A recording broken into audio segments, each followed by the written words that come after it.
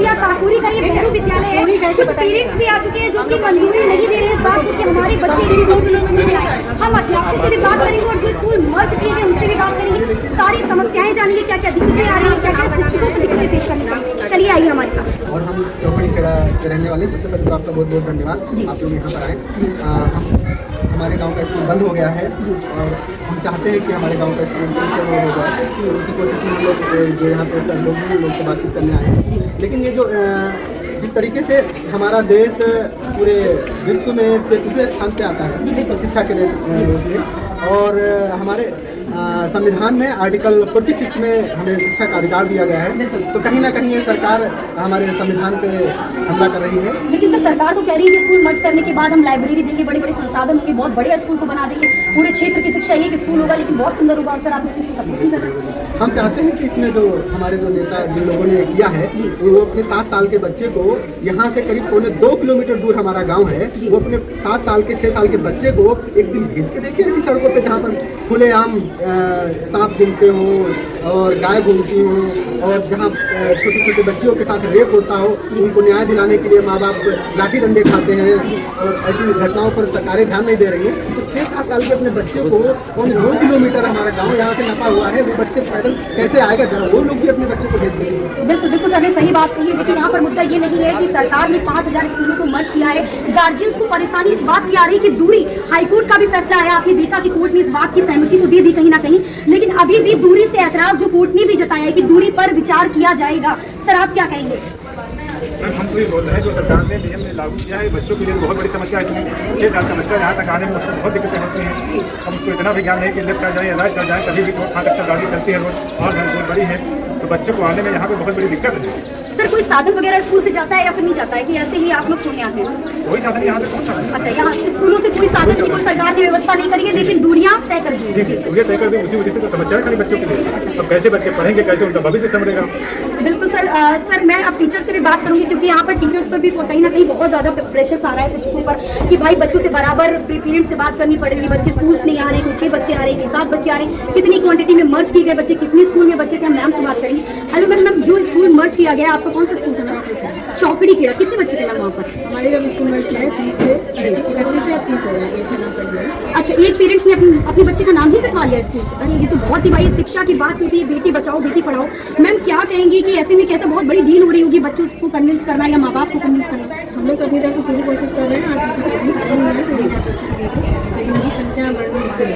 मतलब आप भी इस फैसले, अच्छा क्या कहेंगे सरकार ने इस फैसले को बच्चों के हित के लिए किया, लेकिन ये चीजें ग्राउंड पर जब मैं आ रही हूँ तो उल्टा साबित हो रही है, कहीं ना कहीं लोग सपोर्ट नहीं करें क्योंकि दूरी एक बहुत बड़ा दिक्कत निकल कर आ रही है। सरकार को इन चीजों पर कहीं ना कहीं विमर्श करना चाहिए एक बार फिर। मैम आप क्या कहेंगे?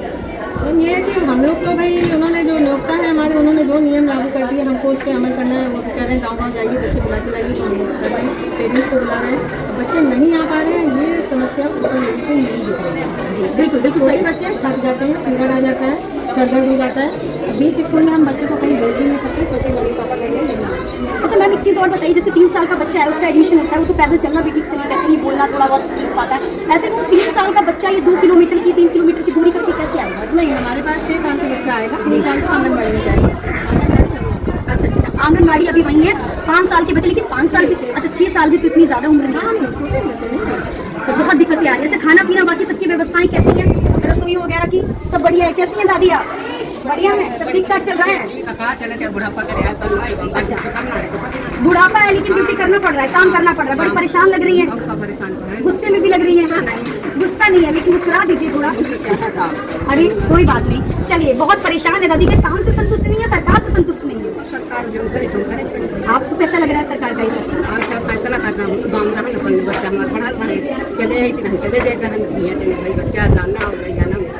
आपको भी बड़ी दिक्कत है?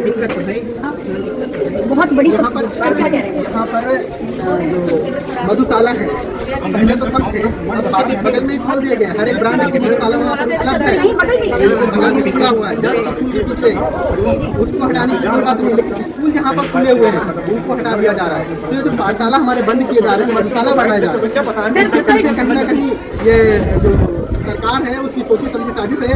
इस भारत को फिर से हम अनपढ़ बनाएंगे और यहाँ मजदूर फैक्ट्री पैदा करेंगे ताकि हमारा भारत के जो बच्चे हैं मजदूर ज़्यादा से ज़्यादा मजदूर पैदा कर सके।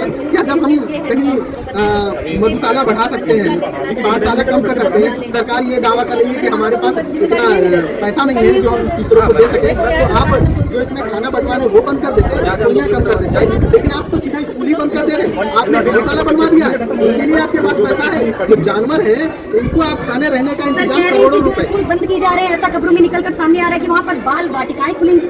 अब पता नहीं खुलेंगी या नहीं खुलेंगी, हमें तो लग रहा है वहाँ बाल वाटिका है, तो बाद में पहले गौशाला खुल चुकी है, क्योंकि सारे जानवर उसी स्कूल में आकर के बैठ रहे हैं, वो पूरे खुले पड़े हुए हैं, आसपास नहीं है। अभी थोड़े दिन के बाद कई जगह गेट भी उखाड़ ले रहे हैं, तो वहीं आकर के गाय बैठेंगे, उनको थोड़े दिन के बाद गौशाला बना दिया जाएगा, मधुशाला बना दिया जाएगा। इससे ऊपर कुछ नहीं हमें नजर आ रहा है।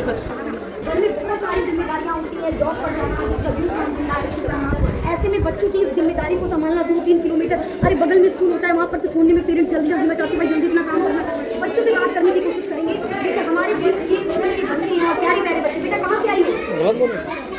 चौकड़ी के रास्ते से आई हो? पैदल आई हो कि वहाँ से आई हो? पैदल आई हो? कितनी दूर है? बहुत दूर है। बहुत दिक्कत हो रही, पैर को नहीं दुखे हैं? क्या कहोगी, सरकार ने बहुत दूर कर दिया आपका स्कूल? हाँ क्या कहेगी, परेशान हो? हाँ रो रही हो क्या? हाँ रोना नहीं है, रोना नहीं है, अपनी लड़ाई को लड़ना है, रोना नहीं है। बेटा आप कहाँ से आए हो? चौकड़ी खेड़ा से। आप भी पैदल आए हो? पैदल ही आए हो? अरे बाप रे, आप कहाँ से हो? सब चौकड़ी खेड़ा के बच्चे हैं क्या यहाँ पर? अच्छा यहाँ पर कंबाइंड में बच्चे बैठे हैं, कंबाइंड में बैठे हैं। आप कहाँ से आए हो? बंदा खेड़ा से। आप पैदल पैदल आए हो क्या? तो पापा ने नहीं छोड़ा? कितनी दूर है स्कूल? बहुत दूर पड़ रहा है। क्या वो लंच वंच मिला? मम्मी ने बना के दिया? नहीं दिया। स्कूल में मिलता है लंच? खाती हूँ खाना लंच, अच्छा लगता है? बढ़िया बनाती है दादी? हाँ मुस्कुरा रहे, खुश हो क्या नए स्कूल में आ गए भाई? कि पुराना स्कूल छूटा है तो बुरा लग रहा है? बताओ बताओ क्या हुआ, परेशान हो? बच्चों में क्या होता है, बच्चे परेशान होते हैं। सरकारी डिसीजन तो बड़ी आसानी से ले लेती है, लेकिन जब ग्राउंड पर चीजों को देखना पड़ता है तो आप देख रहे हैं बच्चे सही से जवाब नहीं दे पा रहे हैं। वो इतना परेशान है कि वो 2 किलोमीटर 2.5 किलोमीटर का दूरी जो तय करके आ रही। इतने प्यारे प्यारे बच्चे, अरे मेरे से तो नॉर्मल कोई कहते हैं मेरे को हवा हवाई हो जाए।